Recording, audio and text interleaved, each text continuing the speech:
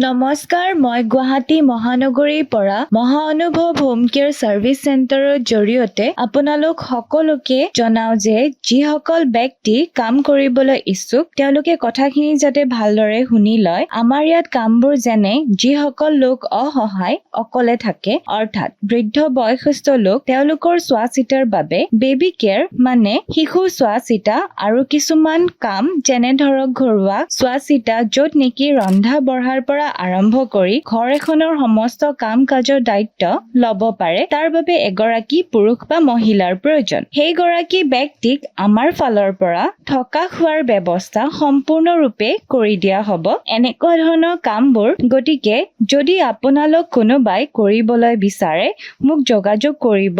যোগাযোগৰ বাবে ফোন নম্বৰটো মই ভিডিঅ'টো স্ক্ৰীনত দি দিছো, মোক কন্টেক্ট কৰি ল'ব। শেষত আপোনালোকে ভিডিঅ'টো সকলোৱে যাতে শ্বেয়াৰ আৰু ফলো কৰি দিয়ে। ধন্যবাদ।